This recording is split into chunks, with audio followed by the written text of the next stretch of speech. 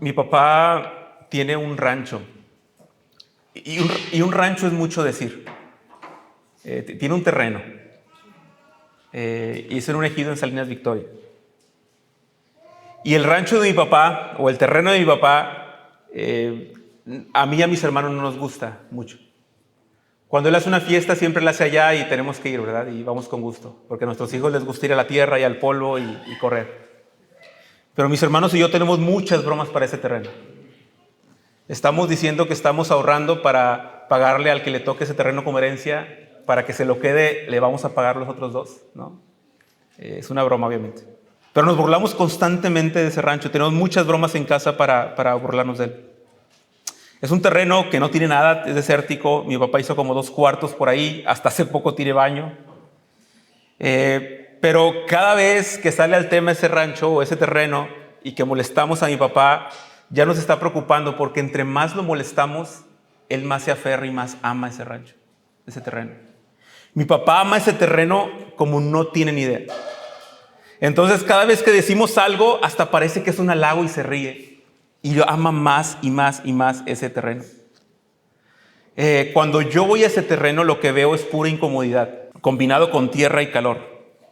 No tiene lo que los ranchos normales tienen. Siempre se cuentan historias del rancho de mi abuelo, el rancho de mi tío, el rancho de mi papá. Había un árbol grande donde nos podíamos trepar. Había un río que pasaba por ahí, íbamos al río.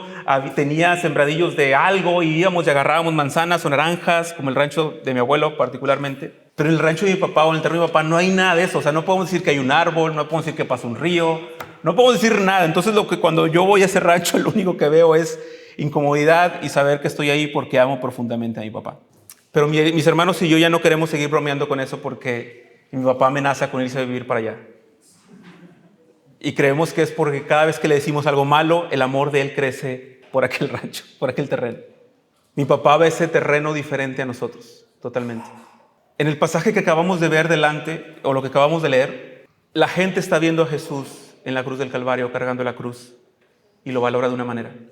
Pero la pregunta que hoy quiero hacer para ustedes, y que tienes que salir de aquí contestándola, es: ¿qué es lo que ves al ver a Jesús en la cruz?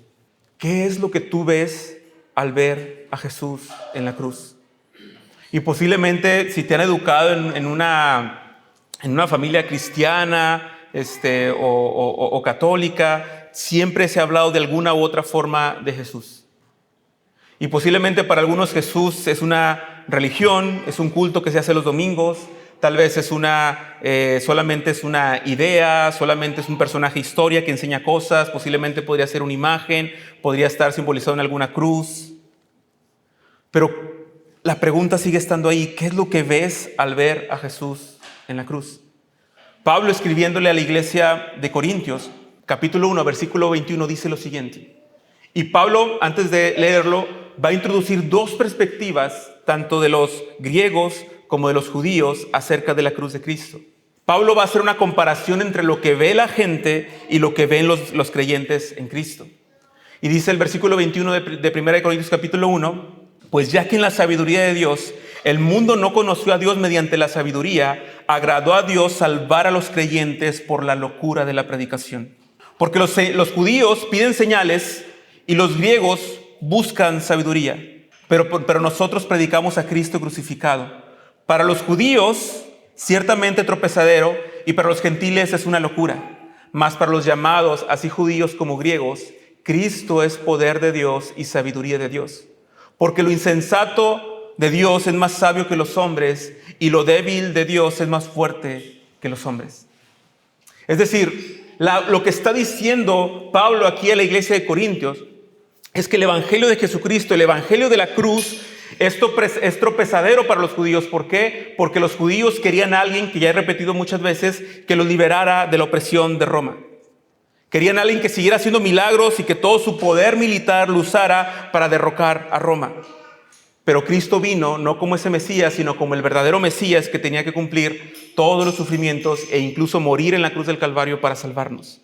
Los que estaban equivocados eran los judíos, y siguen estando todos aquellos que no creen y que esperan un Mesías diferente al que todo el Antiguo Testamento ha apuntado. Pero para los gentiles era una locura el evangelio. Era algo tonto. ¿Por qué? Porque me imagino que todos ustedes han visto o conocen en la mitología griega la historia de Hércules. O al menos ya de pasada se vieron la película de Hércules de Disney, ¿no? Y con la pura película de Hércules de Disney estamos bien para que entiendas esto. ¿Ok? Tranquilos, no voy a entrar en filosofía tan profundo. Sencillamente Hércules es el hijo de un semidios.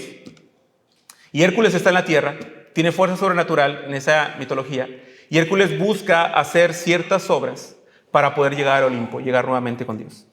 Entonces los griegos de aquel entonces estaban de acuerdo en llegar al Olimpo, pero no estaban de acuerdo, era una locura que alguien del Olimpo bajara.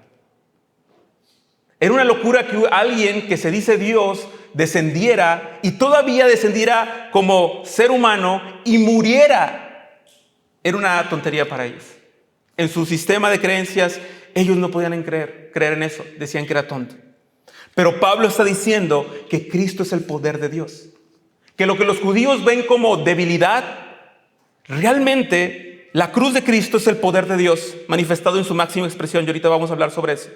Pero no solo eso, sino que para los gentiles o para los griegos, lo que ellos veían tonto, Cristo era la sabiduría de Dios.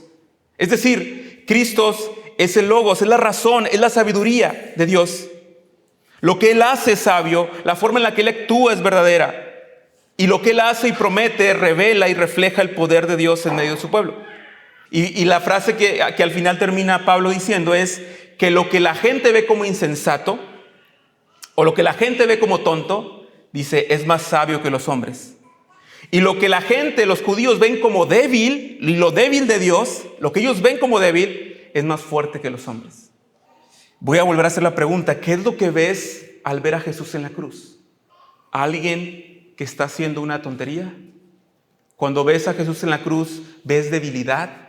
¿O cuando ves a Jesús en la cruz, lo que ves es poder y sabiduría? Y es una pregunta que vas a estar escuchando durante ese tiempo que estemos reflexionando en ella. Y en la primera escena, en el versículo 16 al 20, vamos a ver lo que los soldados ven en Jesús. Ve conmigo allí al versículo 16 al 20. Y evidentemente te puedo decir lo que ellos no están viendo. Y lo que no están viendo es a un rey. La burla que están haciendo contra Jesús en esta escena nos demuestra que los soldados romanos están convencidos de que Jesús no es para nada ni un rey ni el Hijo de Dios. Están convencidos de todo esto porque están montando una parodia, un sarcasmo sobre Jesús. Le están poniendo un manto púrpura, haciendo referencia como a la realeza. Le están poniendo una corona hecha con espinas, como si fuera un rey. Y comienzan a golpearlo. Y por si fuera poco, dice que después de que le ponen que lo visten de púrpura y le ponen la corona, le dicen, salve rey de los judíos, como una forma sarcástica de acercarse a un rey. Le hacen reverencias como si fuera rey y después lo golpean. Le golpean la cabeza con una caña y le escupían y poniéndose rodillas le hacían reverencias. Esta es una clara imagen y una cruda imagen, diría yo, de que esos soldados romanos no tienen la menor duda de que Jesús no es rey. Ellos, si hubiera una ligera sospecha de que a lo mejor sí es rey, si hubiera una ligera sospecha de que a lo mejor sí es hijo de Dios, tal vez harían su trabajo pero con un poquito más de cuidado, ¿no? Un poquito como Pilato tal vez, que Pilato decía, hoy estoy sorprendido de Jesús, él dice esto pero no se está defendiendo. Tal vez había una ligera duda, pero los soldados romanos demuestran que realmente ellos no creen que Jesús es rey. Y la forma en la que ellos revelan que ellos no creen que Jesús es rey es que lo tratan como rey para burlarse y para escupirle. Y eso ha pasado con la historia en repetidas ocasiones. Hay un ateo que se llama Richard Dawkins, que dicho sea de paso, si tú has sido tentado en muchas de sus postulaciones y las has leído o has leído algunos de sus libros, quiero decirte que también hay muchos otros libros donde ya han sido refutadas sus presuposiciones. Pero el objetivo de este hombre es atacar la lógica de la fe. Y Dawkins argumenta que la doctrina de la expiación sustitutiva, que es lo que estamos diciendo, que Cristo murió por nuestros pecados, dice él que es viciosa y sadomasoquista. Dice lo siguiente en uno de sus libros, El espejismo de Dios. Me han dicho que la doctrina de la expiación es mucho más sofisticada, pero todavía me parece viciosa, sadomasoquista y repelente. Si Dios quisiera perdonar nuestros pecados, ¿por qué no simplemente perdonarlos? ¿A quién intenta impresionar Dios torturando sádicamente a su propio Hijo? Obviamente Richard Dawkins solamente está observando la cruz del Calvario y simplemente está viendo un teatro y algo absurdo que no tiene lógica alguna. Pero muchos autores cristianos, también de renombre y reconocidos como Timothy Keller, argumentan que Richard Dawkins no tiene idea de lo que está diciendo muy bien. Y Keller dice lo siguiente: imagina un juez justo cuyo hijo es culpable de un crimen. Si el juez dijera, hijo, te amo, así que simplemente te perdono y vete, todos estaríamos de acuerdo que es un juez corrupto, ¿cierto?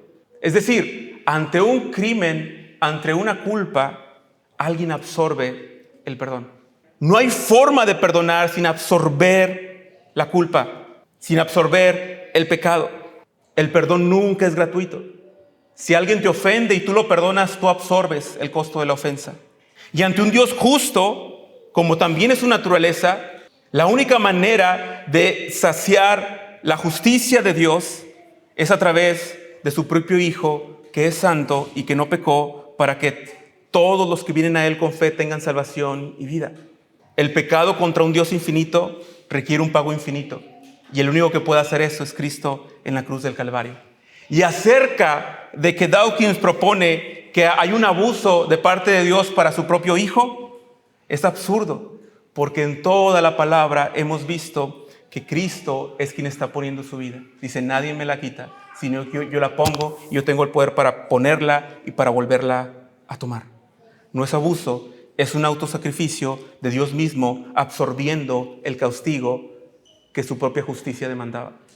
Pero nuevamente, al ver esta brutalidad que estamos viendo en la primera escena, es natural que se levanten muchas opiniones y muchas personas en decir que eso no tiene lógica. Te digo algo, tiene completa lógica. Pero el asunto es que la lógica es una lógica del Evangelio y una lógica de amor, de que el Hijo de Dios vino a morir en la cruz del Calvario para salvarnos. Y lo que está diciendo este hombre es que en la cruz él está viendo sadomasoquismo, que en la cruz él está viendo abuso. Pero ¿qué es lo que ven los creyentes? Cuando mires esta escena donde los soldados están llevando a Jesús y lo están golpeando y lo están humillando, ¿qué es lo que ven los creyentes? Y los creyentes vemos el Salmo 22 cumplido. Mira lo que dice el Salmo 22, a partir del 11. No estés lejos de mí porque la angustia está cerca, pues no hay nadie que me ayude. Muchos toros me han rodeado, toros fuertes de Basán me han cercado. Ávidos abren su boca contra mí, como un león que despedaza y ruge, soy derramado como agua, y todos mis huesos están descoyuntados. Mi corazón es como cera, se derrite en medio de mis entrañas. Como un tiesto se ha secado mi vigor, y la lengua se me pega al paladar. Me has puesto en el polvo de la muerte, porque perros me han rodeado, me han cercado cuadrilla de malhechores, me horadaron las manos y los pies. Puedo contar todos mis huesos, ellos me miran, me observan, se reparten entre sí mis vestidos y sobre mi ropa echan suertes. Y esto es justo lo que van a hacer los soldados en un momento más. Cuando tú vas y observas a Cristo muriendo en la cruz del Calvario, antes de llegar a la cruz siendo burlado por estos soldados romanos, lo que puedes ver como creyente es profecías cumplidas. Es anuncios anticipados de que esto tenía que sufrir. Y este salmo que algunos han titulado el Cántico del Justo Sufriente nos habla de la humillación que Cristo recibiría. Y ese es el problema con los judíos.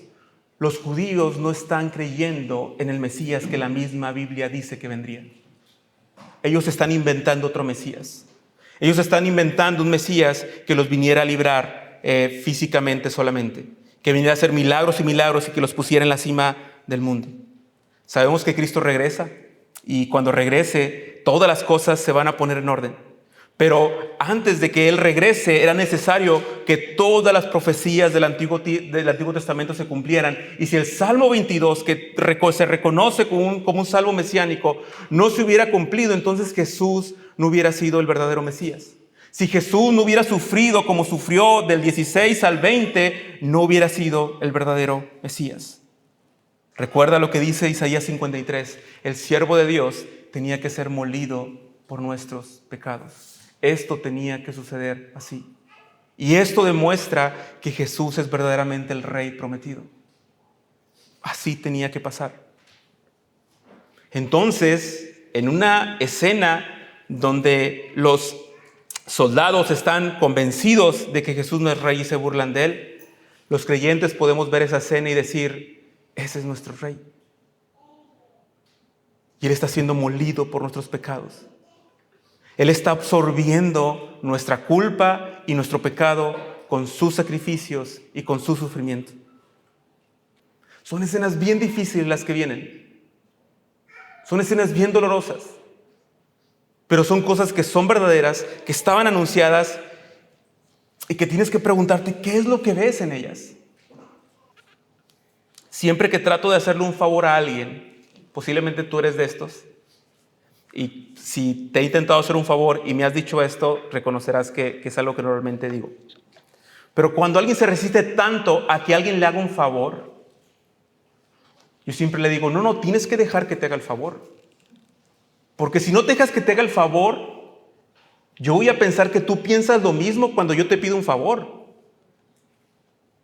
No, ¿cómo te voy a molestar? Claro que no, si tú vas para allá, que no sé qué, no, pero yo te puedo llevar. No, ¿cómo? Y dije, entonces a la otra que ocupe Ray, me va a dar pena decirle, porque pues si él no está dispuesto a hacerlo de esa manera, pues yo tampoco, él, pues me imagino que él tampoco, o sea. Y al ver esta obra de Jesús de humillación, pudieras pensar: Josué, pero yo no ocupaba tanto, yo soy más o menos bueno y me la sé arreglar bien. ¿Era necesario tanto? La respuesta es sí. Tú y yo somos sumamente pecadores y no podemos salvarnos nosotros mismos. Y Dios planeó esto para que así sucediera, para que Cristo ofrendara su vida sacrificándose por nosotros. Entonces ten cuidado de pensar que tú no ocupabas tanto, porque lo que Cristo está haciendo es justo lo que tú y yo ocupamos como pecadores y débiles. Ahora me voy a brincar hasta la escena del 28. Perdón, del 29. Voy a dejar la escena en medio para el final. ¿Qué es lo que los judíos ven? Ya vimos lo que los gentiles, lo que los romanos veían. Y se parece mucho a lo que Pablo dice en Corintios, ¿cierto? Los romanos ven a Jesús humillado, amarrado, y dicen: este no es un rey. Es ilógico que este sea un rey y lo vamos a tratar mal, convencidos de que no es un rey. ¿Por qué? Porque es una locura para un romano que un rey esté atado de esa manera y que no se defiende. Pero ahora vamos a ver a los judíos y vamos a ver si coincide con lo que Pablo dijo en Primera de Corintios. Y cuando vamos al pasaje del 29, dice que los que lo pasaban lo injuriaban meneando la cabeza y diciendo: va, tú que destruyes el templo y entre días lo reedificas, sálvate a ti mismo, desciende de la cruz. De igual manera, también los principales sacerdotes junto con los escribas, burlándose de él, entre ellos decían: a otro salvó y a sí mismo él no se puede salvar. Que este Cristo, el Rey de Israel, descienda ahora de la cruz para que veamos y creamos. Y los que estaban crucificados con él también lo insultaban. ¿Te das cuenta nuevamente que hay una declaración categórica de los judíos que estaban pasando por ahí, que meneaban la cabeza, y al ver a Jesús en la cruz del Calvario, ellos literalmente están convencidos de que la cruz del Calvario demuestra que Jesús no es el Rey? La cruz del Calvario demuestra que Jesús no tiene poder. Porque justamente le están diciendo: ¿en serio eres el Cristo? ¿De verdad eres el Rey? Desciende de la cruz y vamos a creer en ti. Sálvate a ti mismo, desciende de la cruz y vamos a creer en ti. ¿Te fijas cómo ellos, lo que están viendo en la cruz, están viendo su propia victoria? Están diciendo: ganamos, este no es el Mesías.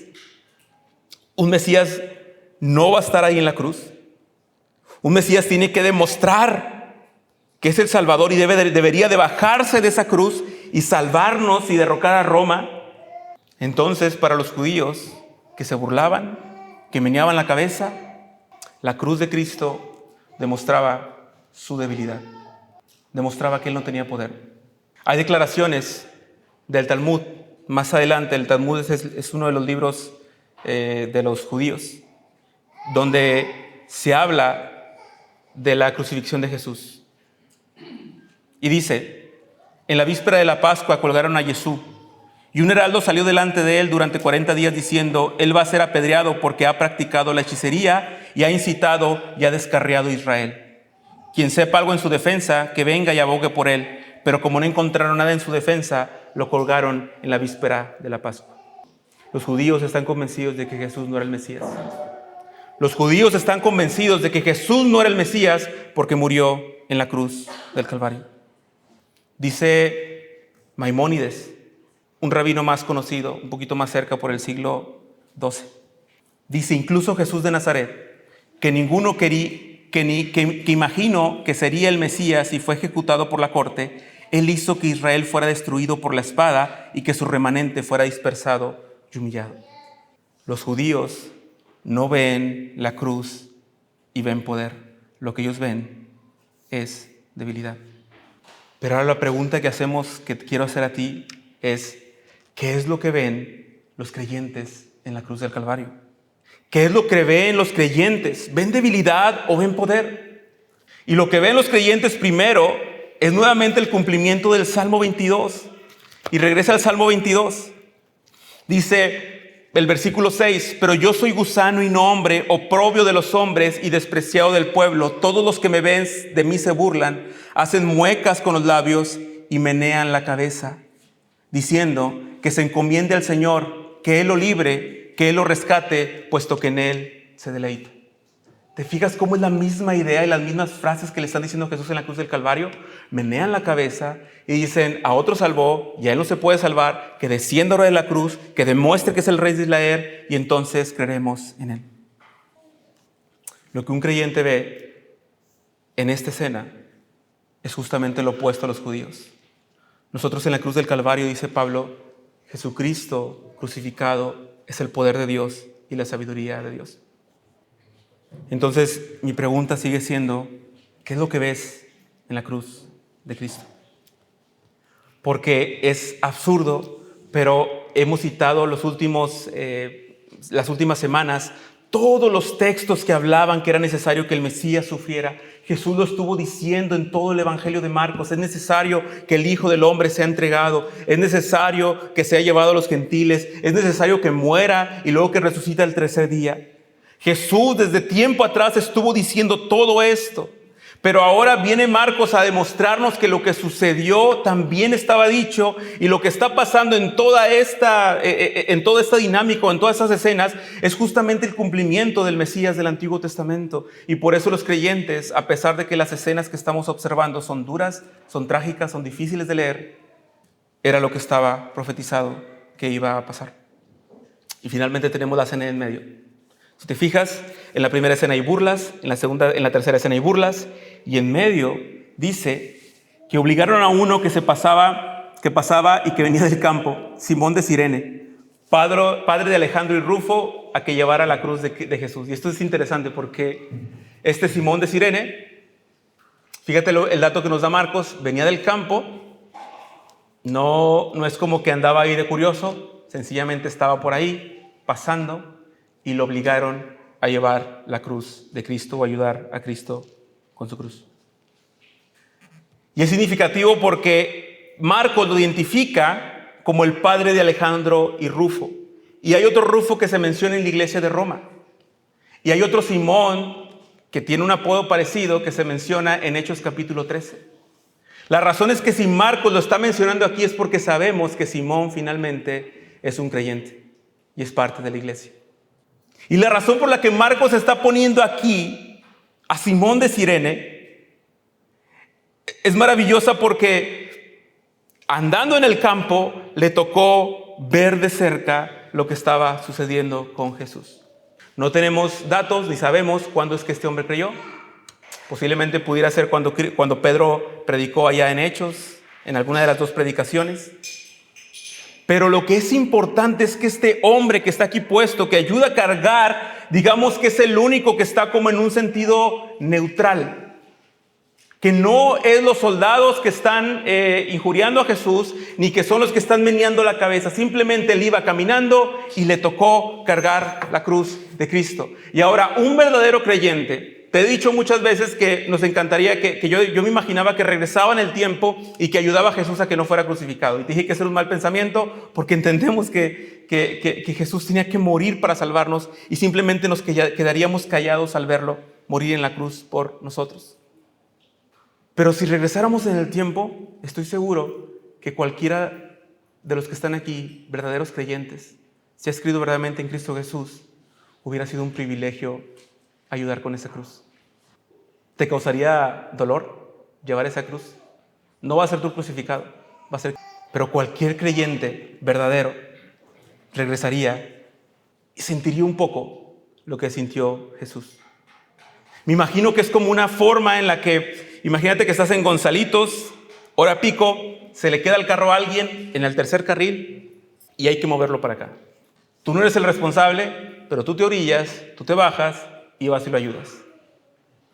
Tú lo estás ayudando a empujarlo, los demás no saben, piensan que es tu carro, piensas que eres parte de su amigo y te empiezan a pitar y a decir cosas.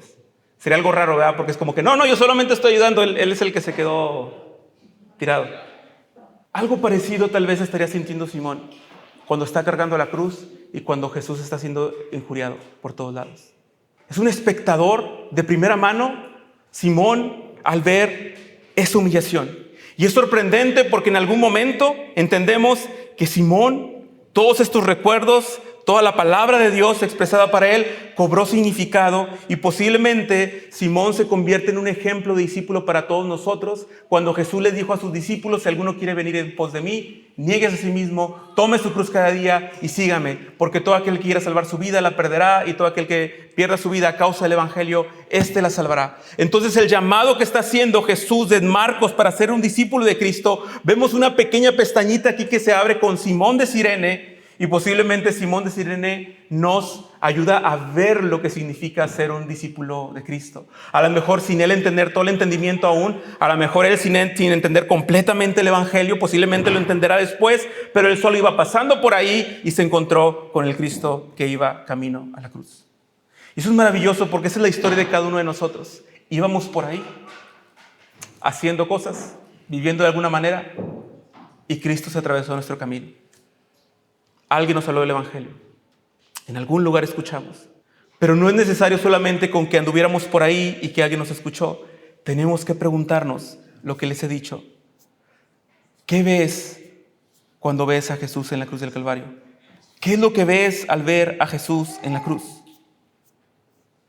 Y lo que dice la parte de en medio es que lo llevaron a este lugar llamado Gólgota, que traducido significa lugar de calavera. Trataron de dar a Jesús vino mezclado con mirra, pero no lo tomó, posiblemente como para que ayudara un poquito con el dolor y que lo hiciera estar un poquito no en sus 5 sentidos. Cuando lo crucificaron, se repartieron sus vestidos echando suertes sobre ellos para decidir lo que cada uno tomaría. ¿Te acuerdas de eso? Lo que decía el Salmo 22, que echaron suertes sobre su ropa. Y era la hora tercera cuando lo crucificaron. La inscripción de la acusación contra él decía: el Rey de los judíos. Y ahora, mira esto, porque aquí, en esta escena en el medio, curiosamente, nadie está opinando sobre Jesús. En la primera escena, los romanos están diciendo: usted no es rey, y por eso lo humillamos. En la escena tercera, los fariseos están meneando la cabeza y diciendo: este no es rey, si fuera rey se bajaría de la cruz. Pero en la escena del medio no hay opinión de nadie. Solamente hay un espectador, que posiblemente por ahí andaba, que era Simón de Cirene, que está en la escena. Pero dice que la inscripción, la acusación decía: el Rey de los judíos. Y esto posiblemente ya lo sabes, si no lo sabes te lo platico. Cuando los romanos crucificaban a alguien, arriba de esta cruz o de este madero, ellos ponían un letrero que le anunciaba a la gente lo que este hombre había hecho, o la razón por la que él estaba siendo crucificado. Podría decir criminal, podría decir traidor, podría decir ladrón, podría decir asesino, podría decir muchas cosas. Pero es curioso porque es como Marcos poniéndonos esta escena de Jesús en la cruz del Calvario con una inscripción que decía: este está muriendo porque es el Rey de los judíos. Y crucificaron con él a 2 ladrones, uno a su derecha y otro a la izquierda, y se cumplió la escritura que dice, Isaías 53:12, que con los transgresores fue contado. Nuevamente Marcos en la primera, en la segunda y en la tercera escena nos está demostrando que se está cumpliendo la escritura. Pero en esta escena no hay nadie que opine sobre Jesús. En la siguiente va a haber alguien que opina sobre Jesús, lo vamos a ver en 2 semanas.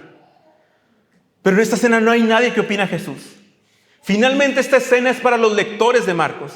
Esta escena es para ti, para mí, que estamos escuchando una predicación sobre ese texto de Marcos. Los soldados se burlan, los judíos se burlan, y ahora Marcos nos pone en medio a Jesús en la cruz del Calvario. Y la pregunta ¿es Jesús el rey de los judíos? ¿Es Jesús el Hijo del Hombre a quien fue dada autoridad sobre todo reino, sobre toda nación, y que va a venir a juzgar a las naciones con vara de hierro, que va a venir a salvar a su pueblo? ¿Es ese Jesús de la cruz? Es una pregunta que te tienes que hacer. Porque los creyentes, lo que vemos en esa cruz es salvación y vida eterna. Los creyentes, lo que vemos en esa cruz es esperanza. Dice Juan 3:16, porque de tal manera amó Dios al mundo que ha dado a su Hijo unigénito, para que todo aquel que crea en Él no se pierda, sino que tenga vida eterna. Y la forma en la que tenemos vida eterna es porque Cristo venció a la muerte en la cruz del Calvario y resucitó, y porque Él resucitó y porque Él vive, nosotros también viviremos. Y eso da esperanza y da perspectiva para este mundo. Jesús dice en Juan 11, 25 y 26, yo soy la resurrección y la vida, el que cree en mí, aunque esté muerto vivirá, y todo el que vive y cree en mí no morirá eternamente. Y esto es maravilloso porque la cruz del Calvario, su resurrección, es lo único que nos motiva a vivir en momentos de angustia, de debilidad y de dolor.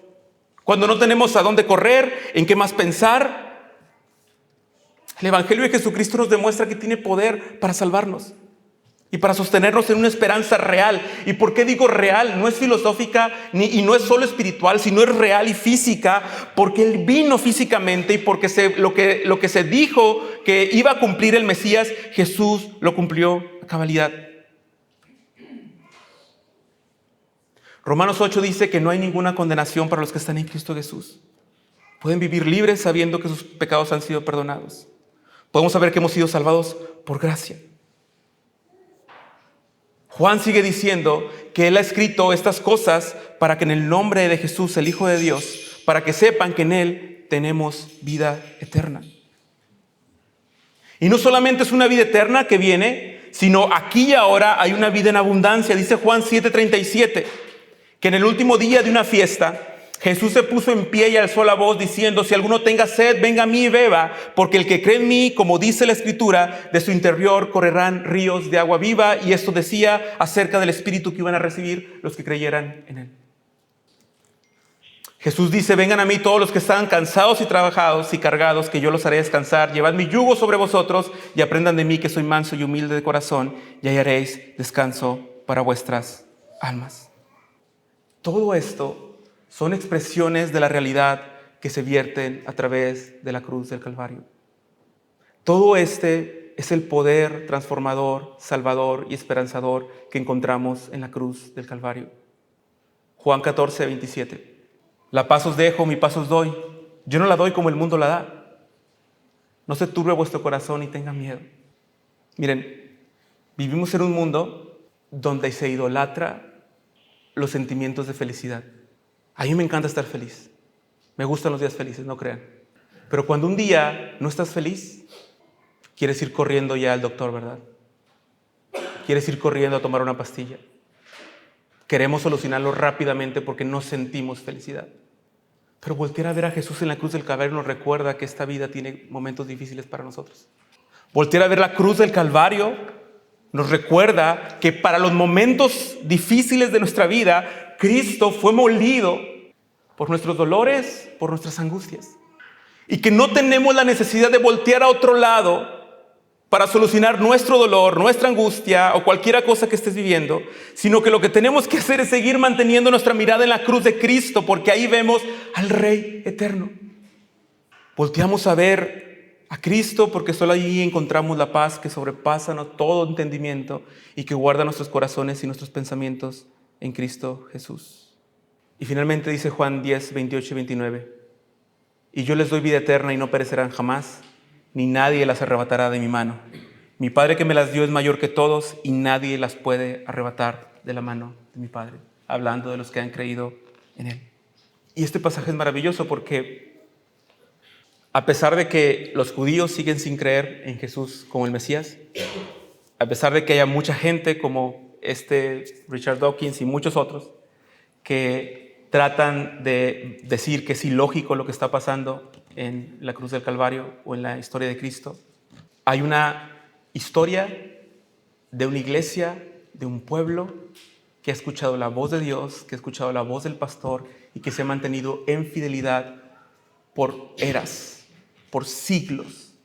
Y nuestra mayor defensa contra la fe, una de las mejores maneras de defender la fe es que desde que Cristo vino hace 2000 años, ha habido un pueblo fiel que en Él se refugia, porque todo lo que te leí es verdad. Y porque hubo muchas etapas de la historia de la iglesia, donde incluso la iglesia fue perseguida, donde al igual que tú a veces no les alcanzaba, donde al igual que yo y que tú tenían falta de esperanza, donde al igual que tú y yo perdieron personas, donde al igual que tú y yo temían a muchas cosas que el mundo pudiera hacer o a situaciones que el mundo pudiera enfrentarnos, pero una y otra vez Dios nos sostuvo con el poder de su palabra.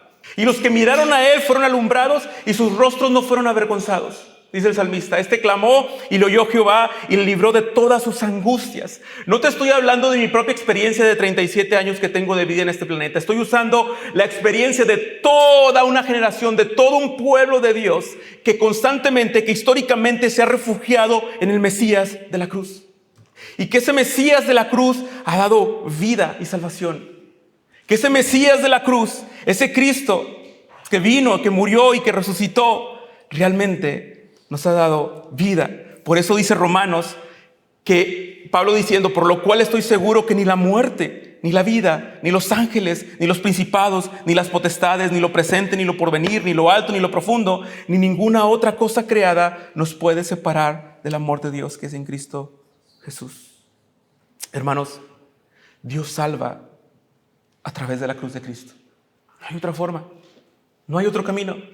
Dios nos salvó con su cruz, porque solo en su cruz tenemos verdadero perdón, verdadera victoria. Y solo a través de la muerte de Cristo es que tú y yo podemos tener esperanza, porque Él murió y después resucitó, demostrando que venció la muerte. Y Pablo le dice a Timoteo que el Evangelio ha aparecido para darnos inmortalidad.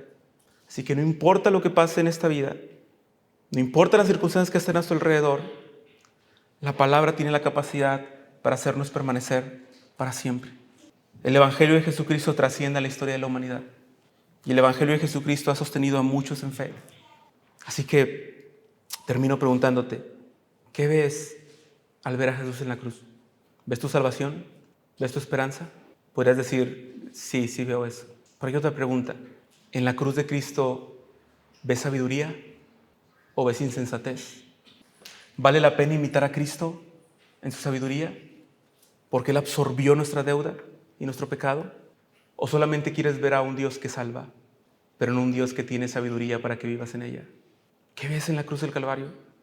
Tienes que responderte eso. Tenemos que respondernos eso. Porque recuerden, hermanos, Dios salva con la cruz de Cristo. Oramos, Padre.